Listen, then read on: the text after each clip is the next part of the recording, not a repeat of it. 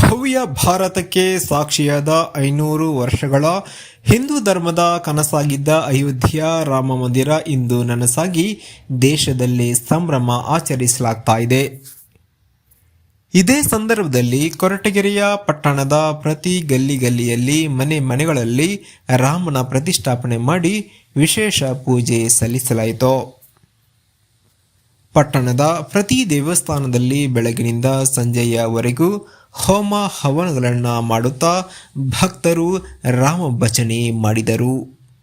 ಕೊರಟಗೆರೆಯ ಪಟ್ಟಣದ ಕನ್ನಿಕಾ ಪರಮೇಶ್ವರಿ ಸಮುದಾಯ ಭವನದಲ್ಲಿ ಹಾಗೆ ಪಟ್ಟಣದ HSR ಸರ್ಕಲ್ನಲ್ಲಿ ಮತ್ತು KSRTC ಮುಂಭಾಗದಲ್ಲಿ ರಾಮನ ಭಾವಚಿತ್ರಗಳಿಗೆ ವಿಶೇಷ ಹೂವಿನ ಅಲಂಕಾರವನ್ನು ಮಾಡಿ ಹಬ್ಬವನ್ನು ಆಚರಿಸಲಾಯಿತು.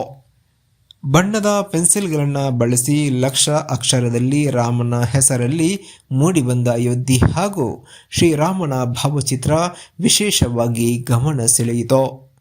ವರದಿ ಮಂಜುಸ್ವಾಮಿ MN, ಕೊರಟಗೆರೆ. ನನ್ನ ಹೆಸರು ನವ್ಯ ಮಿತ್ತಲ್ ಅಂದ್ಬಿಟ್ಟು ನಾನು ಶ್ರೀನಿವಾಸ ಸ್ಟೋರ್ಸ್ ಸೊಸೆ. ನಾನು ಕೊರಟಗೆರೆಯಲ್ಲಿ ಇರೋವಂಥದ್ದು. ಇದು ನಾನು ರಾಮ ಮತ್ತು ಅಯೋಧ್ಯೆ ಚಿತ್ರ ಬರೆದಿದ್ದೀನಿ.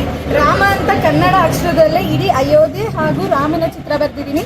ಕಣ್ಣಿನ ಉಬ್ಬಿರ್ಬೋದು, ಬಾಣ, ಬಿಲ್ಲು, ಹಾಗೆ ರಾಮಂದು ಕಿರೀಟ, ಅಯೋಧ್ಯೆ ಚಿತ್ರ ಎಲ್ಲದೂ ಬರೀ ರಾಮ ಅನ್ನೋ 2 ಅಕ್ಷರದಿಂದನೇ ಇದೆ.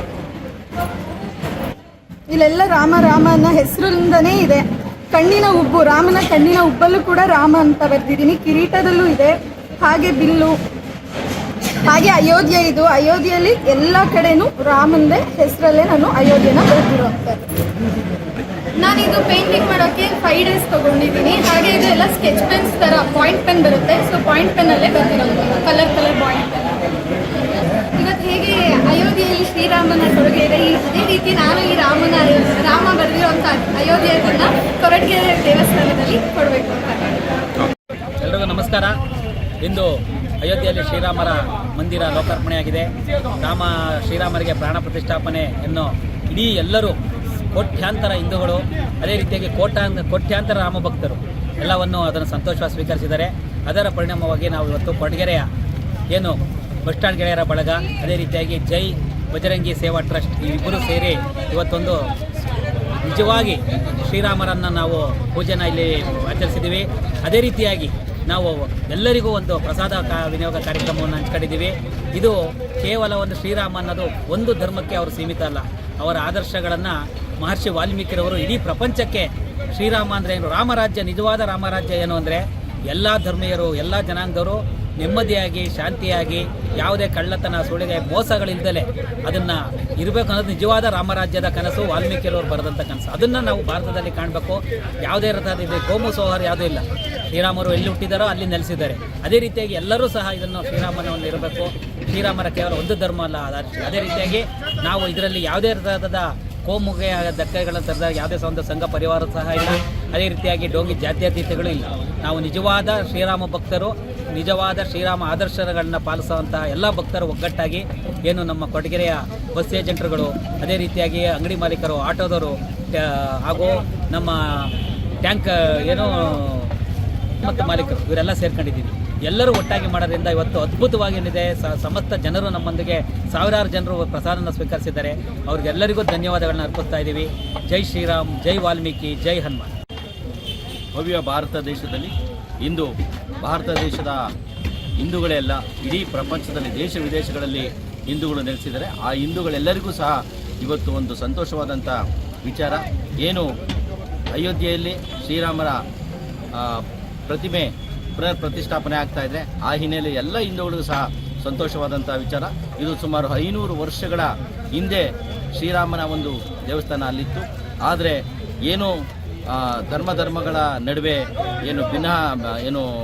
ಧರ್ಮಗಳ ನಡುವೆ ಏನು ಒಡಕನ ಉಂಟಾಗಿ ಮತ್ತೆ ಕೋರ್ಟು ಮೆಟ್ಟಲ್ಗಳನ್ನು ಏರಿ ಈ ವಿವಾದ ಅಂತ್ಯ ಕಂಡು ಇಂದು ರಾಮನ ಒಂದು ಭೂಮಿಯಲ್ಲಿಯೇ ರಾಮನ ಪ್ರತಿಷ್ಠಾಪನೆ ಆಗ್ತಾ ಇದ್ರೆ. ಆ ಹಿನ್ನೆಲೆಯಲ್ಲಿ ಇವತ್ತು ಕೊರಟಗೆರೆ ನಗರದಲ್ಲೂ ಸಹ ನಮ್ಮೆಲ್ಲ ಸ್ನೇಹಿತರು, ಅಂದರೆ ವಿಶೇಷವಾಗಿ ಜೈ ಹಿಂದೂ ಬಜರಂಗಿ ಸೇನಾ ಟ್ರಸ್ಟ್ ಹಾಗೂ ಬಸ್ ಸ್ಟ್ಯಾಂಡ್ ಗೆಳೆಯರ ಬಳಗ, ಎಲ್ಲ ನಮ್ಮ ಬಸ್ ಏಜೆಂಟ್ರುಗಳು, ಆಟೋ ಚಾಲಕರು ಎಲ್ಲರೂ ಸೇರಿ ಈ ಒಂದು ವಿಶೇಷವಾದಂಥ ಈ ಕಾರ್ಯಕ್ರಮವನ್ನು ಮಾಡ್ತಾ ಇದ್ದೇವೆ. ಇದು ನೈಜ ಹಿಂದೂಗಳ ಒಂದು ಜಾತಿಯಾಗಿ ಸೀಮಿತವಾಗಿರ್ತಕ್ಕಂಥದ್ದಲ್ಲ.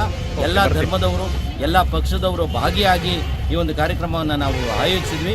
ಈ ಕಾರ್ಯಕ್ರಮಕ್ಕೆ ಸಹಕಾರ ಕೊಟ್ಟಿರ್ತಕ್ಕಂಥ ಎಲ್ಲ ನಮ್ಮ ಸ್ನೇಹಿತರಿಗೆ ಉತ್ಪೂರ್ವಕವಾದಂಥ ಅಭಿನಂದನೆಗಳನ್ನು ಸಲ್ಲಿಸ್ತಾ ಇದ್ದೀವಿ. 500 ವರ್ಷಗಳ ಇತಿಹಾಸದ ಕನಸು ನಮ್ಮ ಹಿಂದೂಗಳ ಕನಸನ್ನು ಈ ದಿನ ಕನಸಾಗಿ ಮಾರ್ಪಟ್ಟಿದೆ. ಈ ದಿನ ನಮ್ಮ ಎಲ್ಲರೂ ಹರ್ಷಪಡುವಂಥ ದಿನ. ನಮ್ಮ ಕನಿಕಾಪರಮೇಶ್ವರಿ ದೇವಸ್ಥಾನದಲ್ಲಿ ಬೆಳಗಿನಿಂದ ಸಂಜೆಯವರೆಗೂ ವಿವಿಧ ಕಾರ್ಯಕ್ರಮಗಳನ್ನು ಹಮ್ಮಿಕೊಂಡು ಎಲ್ಲ ಭಕ್ತಾದಿಗಳು ಇದರಲ್ಲಿ ಪಾಲ್ಗೊಂಡಿದ್ದಾರೆ. ಎಲ್ಲರೂ ನಮ್ಮ ಸಾರ್ವಜನಿಕರು ಸಹ ಈ ಕಾರ್ಯಕ್ರಮದಲ್ಲಿ ಪಾಲ್ಗೊಂಡು ಯಶಸ್ವಿಯಾಗಿ ಈ ಕಾರ್ಯಕ್ರಮವನ್ನು ನೆರವೇರಿಸಿದ್ದಾರೆ. ಈ ದಿನ ನಮಗೆಲ್ಲರಿಗೂ ಹಬ್ಬದ ದಿನ ಅಂತ ನಾವು ಹೇಳ್ಬೋದು, ಹಾಗೂ ಸಂತೋಷದ ದಿನ. ಇದೇ ರೀತಿ ಮುಂದೆನೂ ಎಲ್ಲ ಕಾರ್ಯಕ್ರಮಗಳನ್ನು ಅಚ್ಚುಕಟ್ಟಾಗಿ ನೆರವೇರಲಿ ಅಂತ ನಾನು ಹೇಳ್ಕೊಳ್ತೀನಿ. ಕೊರಟಗೆರೆಯ ಶ್ರೀಮದ್ ಕನಿಕಾಪರಮೇಶ್ವರಿ ದೇವಸ್ಥಾನದಲ್ಲಿ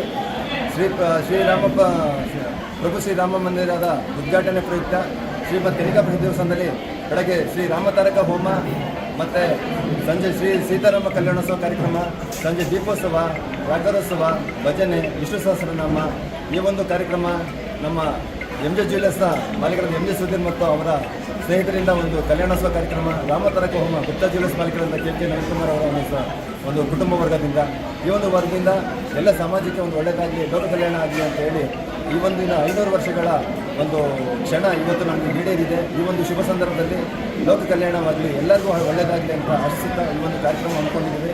ಮತ್ತು ಈ ಒಂದು ರಾಮೋತ್ಸವ ಕಾರ್ಯಕ್ರಮನ ಶ್ರೀ ಸಾರ್ವಜನಿಕ ರಾಮೋತ್ಸವ ಕಾರ್ಯಕ್ರಮ ಅಂತ ಬಿಂಬಿಸುತ್ತಾ ಪ್ರತಿಯೊಬ್ಬರಿಗೂ ಕೂಡ ಪ್ರಸಾದ ವಿತರಣೆ ಕಾರ್ಯಕ್ರಮ ಮಾಡಬೇಕು, ಪ್ರಸಾದ ವಿತರಣೆ ಮತ್ತು ಪೂಜೆನ ಸ್ವೀಕರಿಸಬೇಕು ಎಲ್ಲರೂ ಅಂತ ಹೇಳಿ ವಿಶೇಷವಾಗಿ ಈ ಒಂದು ಕಾರ್ಯಕ್ರಮ ಹಮ್ಮಿಕೊಂಡಿದ್ದೀವಿ. ಎಲ್ಲರಿಗೂ ಒಳ್ಳೆಯದಾಗಲಿ. ಜೈ ಶ್ರೀರಾಮ್. ಈ ಶ್ರೀರಾಮಚಂದ್ರ ಸ್ವಾಮಿಯ ಈ ದಿವಸದ ಪ್ರಾಣ ಪ್ರತಿಷ್ಠಾಪನೆ ಅಂಗವಾಗಿ ನಮ್ಮ ಕೊರಟಗೆರೆ ತಾಲೂಕಿನಲ್ಲಿ ನಮ್ಮ ಎಲ್ಲ ಸ್ನೇಹಿತರು ಒಂದುಗೂಡಿಕೊಂಡು ಈ ಪ್ರಸಾದ ವ್ಯವಸ್ಥೆಯನ್ನು ಭಕ್ತಾದಿಗಳಿಗೆ ಮತ್ತು ಸಾರ್ವಜನಿಕರಿಗೆ ಈ ಕಾರ್ಯಕ್ರಮವನ್ನು ಏರ್ಪಡಿಸಿದ್ದಾರೆ. ಏತಕ್ಕಾಗಿ ಅಂತ ಹೇಳಿದ್ರೆ, ಈ ರಾಮ ಜನ್ಮಭೂಮಿಯಲ್ಲಿ ಮೊದಲು ಬಾಬರಿ ಮಸೀದಿ ನಿರ್ಮಾಣವಾಗಿದ್ದು ಅದನ್ನು ತೆರವುಗೊಳಿಸೋದಕ್ಕೆ ಲಕ್ಷಾಂತರ ಹಿಂದೂಗಳು ತಮ್ಮ ಜೀವವನ್ನು ಅರ್ಪಣೆ ಮಾಡಿದ್ದಾರೆ. ಆ ಬಲಿದಾನಕ್ಕೆ ನಾವು ಏನು ಹೇಳೋದಕ್ಕೂ ಏನು ಮಾಡೋದಕ್ಕೂ ಅಂತ ಸರಿಸಮ ಇಲ್ಲ.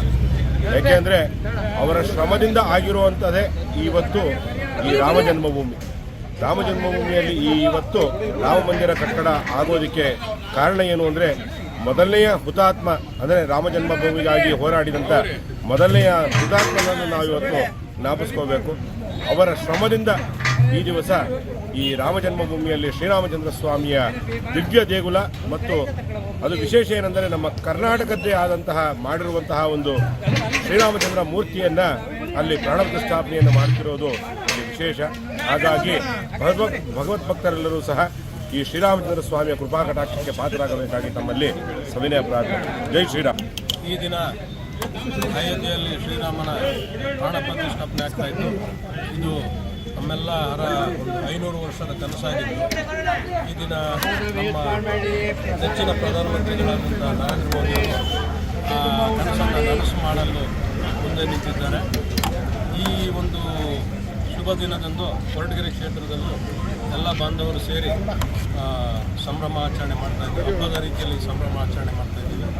ಅದರ ಜೊತೆಯಲ್ಲಿ ರಾಮನ ನೆನೆದು ಎಲ್ಲರಿಗೂ ಪ್ರಸಾದ ರೀತಿಯಲ್ಲಿ ಅನ್ನ ಸಂತರ್ಪಣೆ ಕಾರ್ಯಕ್ರಮ ನಡೀತಾ ಇದೆ.